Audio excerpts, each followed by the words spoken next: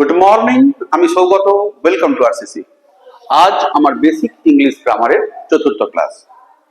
আগের আমি তিনটে যে ক্লাস করেছি তাতে একদম শুরু থেকে সেখানে লেটার, ভাওয়েল, কনসোনেন্ট, তারপরে তাদের সাউন্ড কিরকম হয়, একটু ফোনেটিক্স, কারণ ফোনেটিক্সটা দিয়ে আমরা উচ্চারণ বিধিটা একটু শিখিয়েছি। লাস্ট ক্লাসটা সম্ভবত আমি নিয়েছি যেখানে যে কোনো নেমিং ওয়ার্ডকে কিভাবে আমি ইংরেজিতে লিখবো। আজকে ওই ওয়ার্ড তো কাকে বলে আমি আগের দিন বলেছি, সেই জন্য তার রেস ধরেই আজকে ওয়ার্ডের শেষ পর্যায়ে যেটা শেখাতে চলেছি সেটা হচ্ছে সিলেবেল।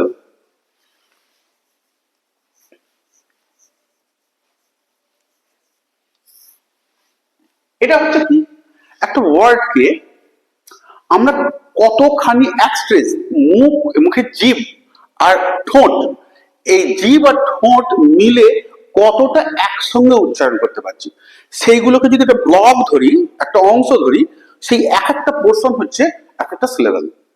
আমরা যে কোনো একটা শব্দকে উচ্চারণ করে দেখবে একবারে, দুবারে, কিংবা তিনবারে, কিংবা তার চারবারে, তার থেকে বেশি আর কি।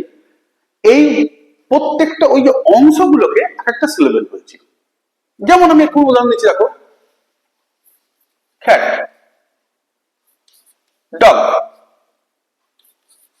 ram, এই যে শব্দগুলো দেখো, এই শব্দগুলোকে আমি একবার ঠোঁট আর জিভ মিলে একবারই আমি সাউন্ডটা থ্রো করছি, একবারই উচ্চারণ হচ্ছে। এই যে একবারই উচ্চারিত হচ্ছে, এটাকে আমি বলছি মোনোসিলেবিক ওয়ার্ড। মোনোটা হচ্ছে গ্রিক শব্দ, মোনো মানে হচ্ছে এক, সিঙ্গেল। একবার শব্দ প্রয়োগ করে আমি একটা শব্দের উচ্চারণ করে করতে পারছি, এগুলোকে বলছি মোনো।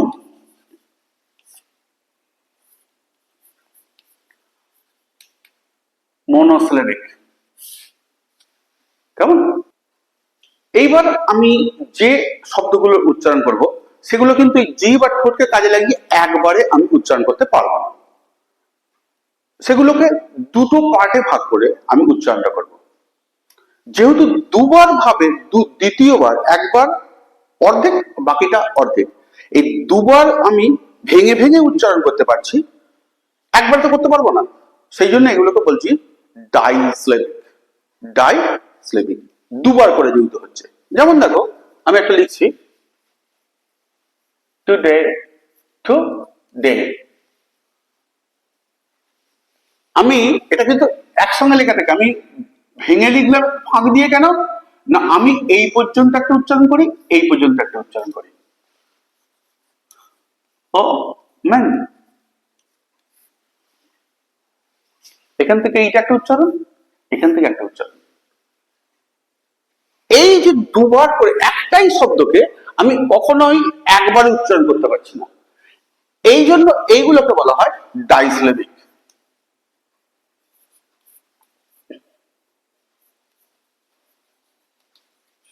ডাইসিলেবিক।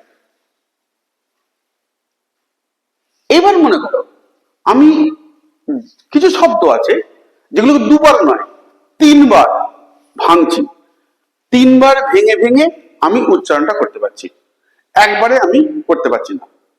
যেমন সেটাকে বলছি ট্রাইসিলেবিক। তিনবার বলে ট্রাইসিলেবিক। যেমন দেখো, কোল, এটা কা, কোল কা তা, কই কা লা।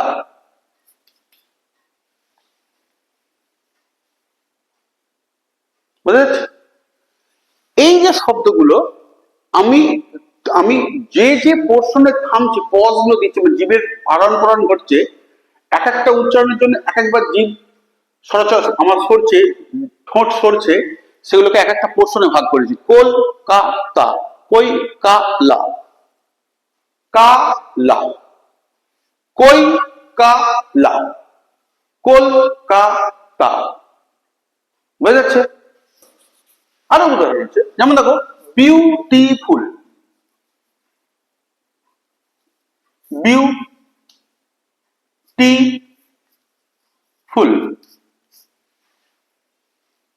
Beautiful, beautiful. আমি কিন্তু চেষ্টা করলেও একবারে কিংবা দুবারে উচ্চারণ করতে পারবো না। বিউটিফুল তিনবারে, এই তিনবারে উচ্চারণ করছি বলে এগুলোর নাম দিলাম ট্রাইসিলেবিক।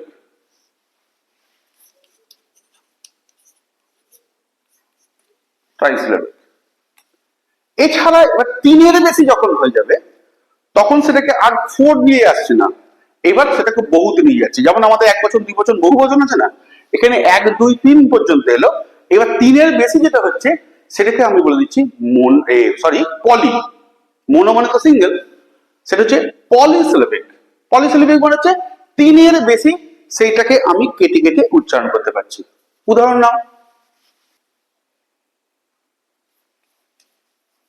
ফ টো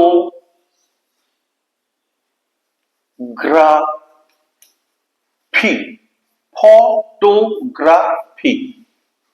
1 2 3 4 ফটো। আমরা কিন্তু ফটো একটু একসঙ্গে মনে বলি ফটো, নো, ফটো, ফটোগ্রাফি।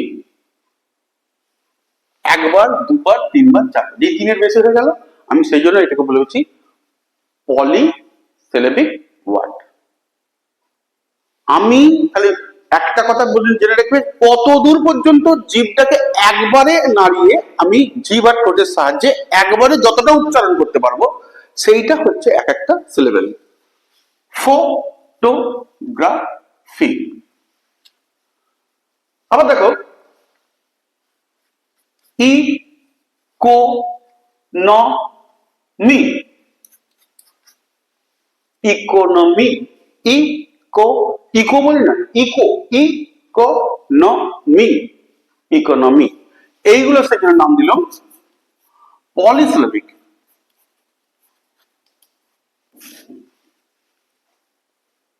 তাহলে আজকে এই সিলেবেল সম্বন্ধে কেন দেখা গেলাম, যেহেতু আমরা গ্রামারের প্রত্যেকটা অংশ শিখতে শিখতে যাচ্ছি, হঠাৎ করে এটা কটা সিলেবেল আছে বলো, তুমি যদি না বলতে পারো, কি জিনিসটা না জেনে থাকো, তাহলে শেখাটার মধ্যে একটা খামতি রয়ে যাবে। আমি সেই জন্য দেখিয়ে দিলাম এইগুলোকে বলা হয় সিলেবেল। তাহলে শর্টকাট আমি কি শিখলাম একেবারে লিখে দিই। এই সিলেবেলকে মোটামুটি আমি 4খানে ভাগে ভাগ করছি। একটা হচ্ছে মোনো,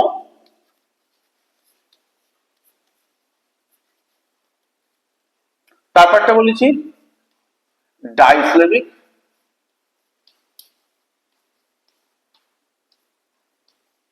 তারপরটা হচ্ছে ট্রাইসিলেবিক,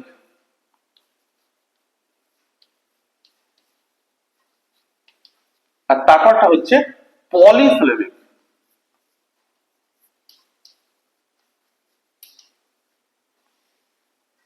পলিসিলেবিক। এটার যেমন একটু উদাহরণ দিলাম, বলো মনোতে একটাই একবার উচ্চারণ হবে, ইয়াস, ডগ, আমি মানুষের নামে লিখছি, রাম কিংবা শ্যাম। গাইটা কি বললাম, ওম্যান।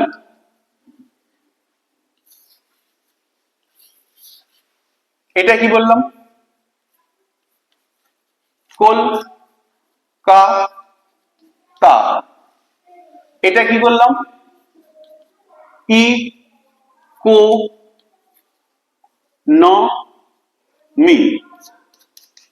ইকোনমি। তাহলে এতক্ষণ যে সিলেবেল সম্বন্ধে বললাম তার মোট জিস্টটা দাঁড়ালো, এটা সিলেবেল। ওয়ার্ডের উচ্চারণটা যতখানি করতে পারি সেগুলোকে এক একটা অংশকে বলছি সিলেবেল। এই সিলেবেলকে আমি 4টা ভাগ করলাম, মনোসিলেবিক, ডাইসিলেবিক, ট্রাইসিলেবিক আর পলিসিলেবিক। যেটা একবারে উচ্চারণ হচ্ছে মনো, এর ভাঙতে হয় না, রাম। আমি রা আম সা আম বলি না, সাম। ও ম্যান দুবারে হচ্ছে ডাইসিলেবিক, ট্রাইসিলেবিকটা 3বারে আর পলিসিলেবিকটা 4বারে। এই ওয়ার্ড পর্যন্ত যা যা শেখার আমি সেগুলো টাচ করে করে এলাম। এইবার শিখবো আজকে সেন্টেন্স কাকে বলে। হোয়াট ইজ সেন্টেন্স, বাংলায় যেটাকে বলা হয় বাক্য। আমরা শুধু শুধু লেটার শিখিনি, লেটার গুলো কেন শিখেছি না, লেটার দিয়ে একের পর এক লেটার শিখে সেটাকে আমি ওয়ার্ড তৈরি করেছি। আচ্ছা, হোয়াট বেসিক্যালি আমার কাজ কি? What is the utility of word? ওয়ার্ডের কাজ হচ্ছে সেন্টেন্স বানাবো। সেন্টেন্স কাকে বলবো? এক বা একাধিক ওয়ার্ড, ভালো করে শুনে নাও, এক বা একাধিক ওয়ার্ড পাশাপাশি বসে মনের ভাব যখন সম্পূর্ণ ব্যক্ত করবে তখন সেটাকে বলবো সেন্টেন্স। কি বললাম? এক বা একাধিক ওয়ার্ড পাশাপাশি বসে যখন একটা মনের ভাব সম্পূর্ণভাবে ব্যক্ত করছে তখন সেটাকে বলছি সেন্টেন্স। যেমন রাম একটা ওয়ার্ড, ইজ একটা ওয়ার্ড, এ একটা ওয়ার্ড, গুড একটা ওয়ার্ড, বয় একটা ওয়ার্ড। দেখো সবকটা ওয়ার্ড পাশাপাশি বসিয়েছি। রাম ইজ এ গুড বয়। রাম হয় একটা ভালো ছেলে। মনের ভাব প্রকাশ করেছে। বক্তা যেটা বলতে চেয়েছে শ্রোতা সেটা শুনে তার একটা মানে করতে পেরেছে, বুঝতে পেরেছে, তাহলে এটাকে বলবো আমি একটা বাক্য। আচ্ছা, তাহলে ইংলিশে যদি আমি সেন্টেন্স কাকে বলবো সেটা যদি বলতে চাই তাহলে কি বলবো? আরেকটা উদাহরণ নাও। I am a teacher. আমি যদি ইংলিশে তা যদি এর ডেফিনেশনটা দিই, সেন্টেন্স কাকে বলবো ভালো করে শুনে নাও। এ সেন্টেন্স ইজ এ, আমি লিখে দিচ্ছি, দেখো লিখলে সুবিধা হবে। A sentence is a combination of words which represents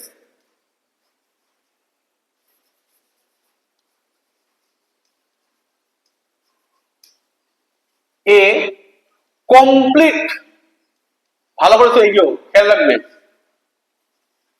complete and logical. এটা খুব বক্তব্য, খুব মানে আছে এটা। লজিক্যাল সেন্স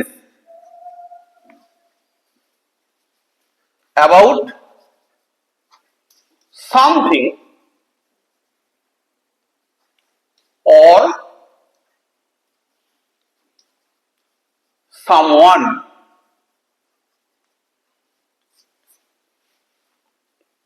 সেন্টেন্স কি বললাম? A sentence is a combination of words which represents a complete and logical sense. যখন সেটা একটা যুক্তিপূর্ণ মানে তৈরি করবে সেইটাকেই বাক্য বলবো। আমি যদি এখন বলি cow is our, আমি আমার দিয়েই বলছি, cow is our teacher. Subject, verb, object everything is there. তাহলে এইটার মধ্যে, কিংবা যদি বলতাম উই হ্যাভ 4 legs। দেখো সেন্টেন্স তৈরি করতে গেলে যা যা লাগে, subject, verb, object everything is there, এগুলোকে সত্ত্বেও এগুলোকে আমি এটার জন্য লজিক্যাল আইডিয়া রিপ্রেজেন্ট করছে না। আমাদের 4টে করে পা নয়, কিংবা আমাদের টিচার গরুও নয়, then we call these are not sentence.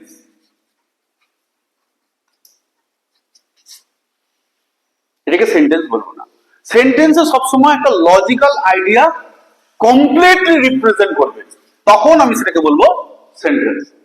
মনের ভাবকে ব্যক্ত করবে শুধু তাই নয়, তার সঠিক লজিক্যাল আইডিয়াটা দিতে হবে, তখন আমি সেটাকে বাক্য বলবো। তাহলে বাক্য শিখতে গেলে আমি যখন পেলাম, সবই তো ওয়ার্ড, আমি এইমাত্র বললাম আই অ্যাম এ টিচার, এটা বললাম তো, বললাম। এখানের মধ্যে মেন কতগুলো জিনিস এবার শিখবো। বাক্য যখন তৈরি হলো, word word word word word, সব ওয়ার্ড নিয়ে এই বাক্য শেখার পর আমরা যেটাই শিখবো এর পরের স্টেজ, সেটা হচ্ছে সাবজেক্ট অ্যান্ড প্রেডিকেট। সাবজেক্ট কোনটা ভালো করে শুনে নাও। একটা বাক্য যার সম্বন্ধে কিছু বলা হয়, আই এম এ টিচার, এটা কার সম্বন্ধে বলা হচ্ছে? আমার সম্বন্ধে। তাহলে ডেফিনেটলি আমি সাবজেক্ট, আমি সাবজেক্ট। আর সাবজেক্ট সম্বন্ধে বাক্যে যা রিপ্রেজেন্ট করা হয় সেটা হচ্ছে প্রেডিকেট। তাহলে মূলত আমি সেন্টেন্সকে দুটো পার্টে ভাগ করলাম, একটা হচ্ছে সাবজেক্ট আর একটা হচ্ছে প্রেডিকেট।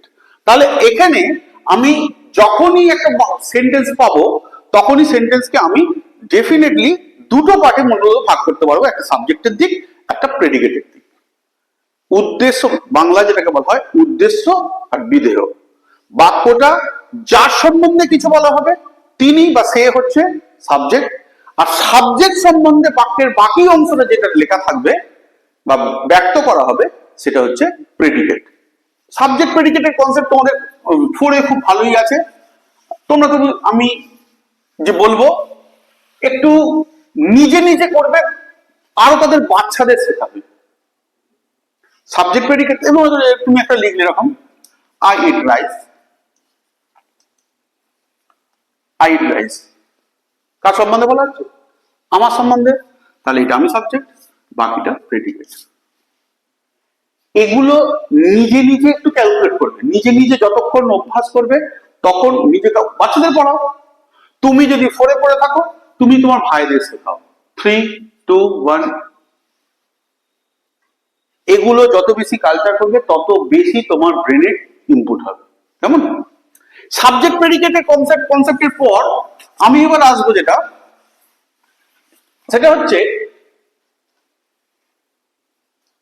একটা সেন্টেন্স করতে গেলে মূলত কি কি লাগে।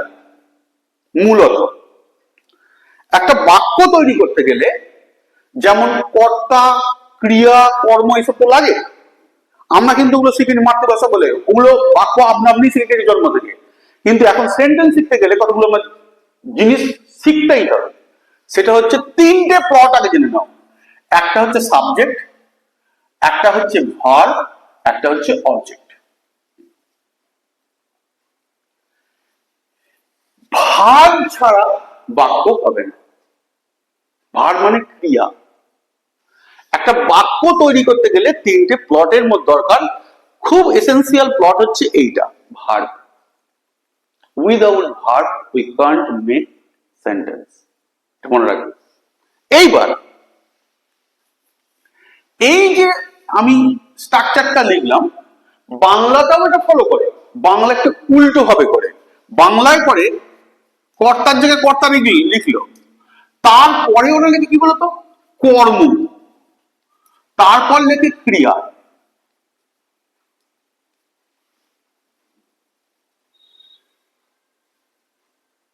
বুঝছো? এইখানে সাবজেক্ট বসালো, ক্রিয়াটা এইখানে বসলো। আর আমাদের পুরো উল্টো। ইংরেজির ক্ষেত্রে সাবজেক্টের পরেই বসবে ভার্ব, তারপরে বসবে অবজেক্ট। যেমন আমি ভাত খাই, কিন্তু লিখেছিলাম কি I eat rice. Subject, verb, object. সাবজেক্টের পরেই লাগলো ভার্ব। ইংরেজি সেন্টেন্স লিখতে গেলে প্রথমে সাবজেক্টের পরে তোমাকে ভার্ব দিতে হবে অ্যাকর্ডিং টু ইউর সাবজেক্ট, তারপরে তুমি অবজেক্টে সাজাও। বাংলার সঙ্গে ইংরেজির একটা সবচেয়ে প্রধান ডিফারেন্স হচ্ছে এরা হচ্ছে কর্মটাকে এখানে ঢুকিয়ে দিয়ে ক্রিয়াটাকে এখানে নিয়ে যায়। আর এটা কি হচ্ছে বাংলার সঙ্গে ইংরেজির সবচেয়ে বড় পার্থক্য বলতো, আমরা বাংলা বাক্য বলি তাতে ক্রিয়াপদটাকে ইংরেজিতে এসেন্সিয়াল যেমন, বাংলায় আবার উল্টো, বাংলায় আমরা ক্রিয়াপদটাকে উজ্জ্ব করে বলে দিই, ক্রিয়াপদটাকে চেপে রাখি। যেমন দেখো, আমি ভালো ছেলে, আমি ভালো ছেলে, বাংলায় একদম দারুণ, এরম রাইট। এখানে দেখো, আমি হই ভালো ছেলে, হইটাকে আমি উজ্জ্ব রেখে দিলাম, বাক্যে আছে কিন্তু লেখার প্রয়োজন বোধ করি না। বাক্য যিনি বলেন আর যিনি শোনেন দুজনের কাছেই এটা ক্লিয়ার। আমি কি বোঝাতে চাইছি সে কি বুঝতে পারছে? ইয়েস, সে বুঝতে গেছে আমি ভালো ছেলে। Whereas when you write in English, তখন তোমাকে কি করতে হবে, আই এর পরে এইখানে যেটা উজ্জ্ব আছে, you have to write I am a good boy. Clear? এখানে কিন্তু তোমাকে অ্যামটা আনতেই হবে। এইবার আমি একটা আগে কথা বললাম, অ্যাকর্ডিং টু ইউর সাবজেক্ট, এখানে যে সাবজেক্ট থাকবে সেই সাবজেক্ট কিন্তু একে পছন্দ করবে। এখানে আই আছে বলে অ্যাম নিলাম, যদি ইউ থাকতো কি অ্যাম নিতে পারতাম? আমাদের মতো মধ্যবিত্ত বাড়িতে আলনা দেখবে সবার জন্য একটাই, আমারও জামা আছে, বাবারও আছে, মায়েরও আছে, বোনেরও আছে। যখন যারা যেটা পরবে সে তো তারটাই নেবে। আমি যদি আমার বোনের জামা পড়তে যাই কি আমার মায়ের শাড়ি পরতে যাই, হবে? It will be ridiculous. এখানেও ঠিক তাই, যার যেটা পছন্দ সে সেটা নিয়ে নেবে। বুঝতে পেরেছো? আই এর এম দরকার ছিল, ইউ এর আর, সে আর নেবে। হি থাকলে সে ইজ নিত। বুঝে যাচ্ছে? এখানে তোমাদের একটা জিনিস শিখিয়ে দিই, যখন সাবজেক্ট ভার্ব অবজেক্ট নিয়ে টেন্সের আগে এটা শিখিয়ে দিচ্ছি, যেহেতু আমরা এখন শিখলাম কি না, একটা বাক্য লিখতে গেলে প্রথমে সাবজেক্টকে বসাবো, তারপর ক্রিয়াপদটা বসাবো, তারপর অন্যটাকে বসাবো, বাকি যে অংশটা বসাবো সেন্টেন্সের অবশিষ্ট অংশটা বাকিটা লিখবো। তুমি এই শিখে তুমি আস্তে আস্তে করে একটা করে সেন্টেন্স তৈরি করা শিখছো। উইদাউট নলেজ অফ টেন্সের তোমাকে নলেজ দিইনি, টেন্সের নলেজ ছাড়াও তুমি এক পা করে হাঁটতে শিখছো, বাক্য থেকে সেন্টেন্স বানাচ্ছ। খালি একটা জিনিস মনে রাখবে, কর্তাগুলোকে আমি কি সুন্দর সাজাচ্ছি তোমরা একটু দেখে নাও।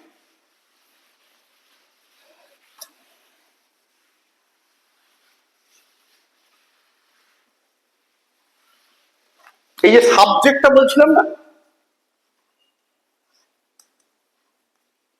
এই সাবজেক্টকে তুমি তিনটে ভাগে ভাগ করো। ফার্স্ট পারসন, সেকেন্ড পারসন, আমি এইভাবে লিখছি কারণ আমাদের একবারে ধরতে ধরতে সুবিধা হয় না, আর থার্ড পারসন।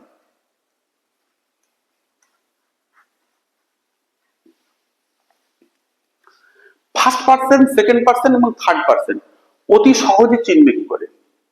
তোমার কাছে মনে করো তিনটে ভালো গিফট আছে, পেন, তিনটে গিফট আছে, তিনটে একটা আনকমন প্লেস থেকে পেয়েছো, কিন্তু সেই গুরুজি বলে দিয়েছে তুমি একটা রাখবে, বাকিগুলো তোমার বন্ধুদের দেবে। তুমি ফার্স্ট ডিসাইড কি করবে? তোমার প্রিয়টা তুমি নেবে, তাই তো? তারপরে মনে তোমার সঙ্গে একটা বন্ধু আছে অলরেডি, আমি বলে দিচ্ছি মনে করো তোমাকে তো ভালো, খুব ভালো, মাঝারি ভালো, তাহলে আমি হচ্ছে ভালো, এটা হচ্ছে খুব ভালো, এটা মাঝারি, এটা ভালো, আমি মাঝারি লিখছি আমার বোঝাতে সুবিধে, মাঝারি।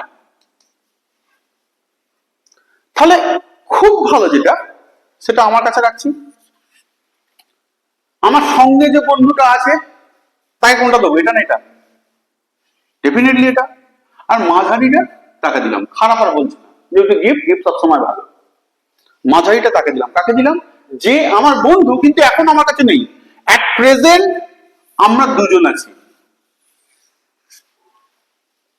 কথায় কথায় একটা কথা বলি দেখবে, বিশেষ করে যখন কোনো ডিবেট চলে কিংবা ঝগড়া হয়ে যায়, দুই বন্ধু তোমরা ঝগড়া হচ্ছে, তৃতীয় জন যখন আসে তখন তাকে একটা সেরা ডায়লগ দিন, তুই চুপ কর, তুই থার্ড পার্সন সিঙ্গুলার নাম্বার। যদি সিঙ্গুলার নাম্বার নাও বলি, ওই আগের অংশটা কিন্তু বলি, তুই চুপ কর, তুই থার্ড পার্সন। থার্ড পার্সন মানে কি? আমি আর তুমি, এর পরবর্তীকালে যে আসছে সে হচ্ছে থার্ড পার্সন। তাহলে আমি প্রথমেই হচ্ছে ফার্স্ট পার্সন। আমি যদি বহু বচনে হয়ে যায় উই, আই উই, তাহলে ফার্স্ট পার্সন। তুমি তোমরা, যেটা ইউ, ইউ, তুমি তো বসে, তোমরা তো বসে, ইউ। আর থার্ড পার্সন কে আমার কাছে এখন নেই, পাশে আছে, পরে আছে, আসবে, তারা আমাদের কাছাকাছির মধ্যে নেই। তারা কারা? সি, হি, দে, এরা, ইট, এরা। সাবজেক্টের first person, second person, third person ভাগ করে হয়ে গেল। এই বিষয়টা নিয়ে তাহলে এবার যখন আমি যেগুলো সাজাবো, আই এর সঙ্গে কোনগুলো যায়? এইখানে এম ইউজ হয়, উই এর সাথে আর ইউজ করতে পারি। আই এর সঙ্গে এমটা আর এ কোথাও ইউজ হয় না। আরটা কিন্তু এও নেয়, আর এর ব্যবহার এখানেও আছে। সি, হি, ইট, এরা ইজ নেয়, আর এরা নেয় আর। দেখো আর তিন জায়গাতেই আছে, উই আর, ইউ আর, দে আর। হয়েছে? তাহলে কোন সাবজেক্ট কোন ভার্ব ইউজ করে সেটা আমি তোমাদের এখন দেখিয়ে দিলাম। এটা শেখানোর কারণটা কি না, যেখানে আমি সাবজেক্ট অনুযায়ী ভার্ব চুজ করব সেটা কিন্তু এইটা ফলো করব, এইটা ফলো করব। সাবজেক্ট, এই সাবজেক্ট যেটা দরকার, আই এম কে নেয়, উই আর কে নেয়, ইউ আর কে নেয়, সি, হি, ইট, এরা ইজ কে নেয়, দে আর কে নেয়। কেন তোমাকে শেখালাম এইবার দেখো, দেখতে পাবো।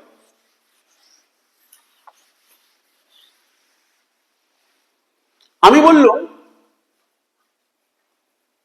রাম হয় ভালো ছেলে।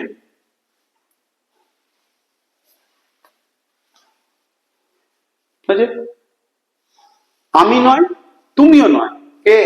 রাম। তাহলে কোন দলে পড়ে গেল? এইখানে এই হি, হিটাকে রাম, তাহলে রাম এখানে লিখে দাও। এবার রাম কি চাইছে দেখো, is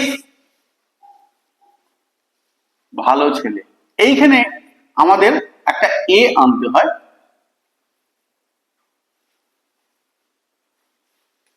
Ram is a good boy. এইটা ঠিক ঠিক বসানোর জন্য আমি এটা শেখালাম।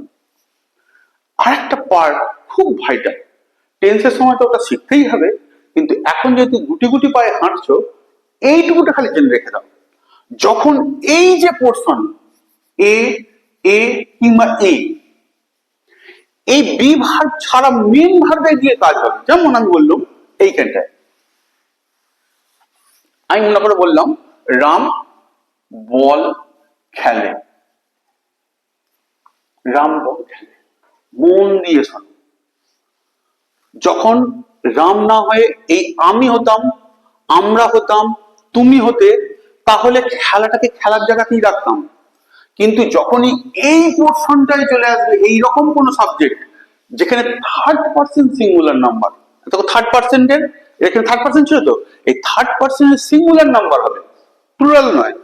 প্লুরাল হলে মিডিয়াম ঝামেলা, কিন্তু এই থার্ড পার্সন সিঙ্গুলার নাম্বার যখন হবে, তখন কিন্তু আমি যে ভার্বটা ইউজ করব তার সঙ্গে এস অথবা এস যুক্ত হবে।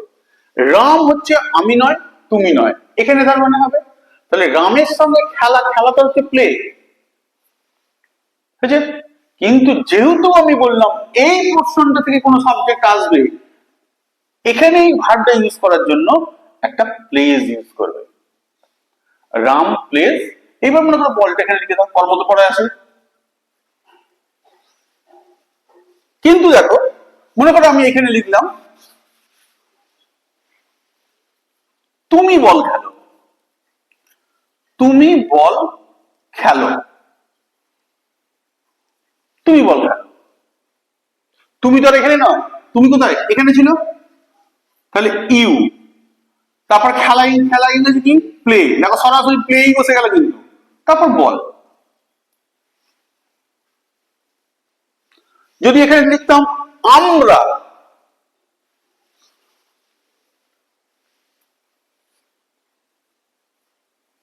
আমরা বল খেলি, তখনই দেখো বাক্যটা সাবজেক্ট কোথা থেকে এসছে, সাবজেক্ট এই জায়গা থেকে এসছে, ফার্স্ট পার্সন থেকে, উই। খেলা ইংরেজি কি, প্লে। বল লিখে দাও।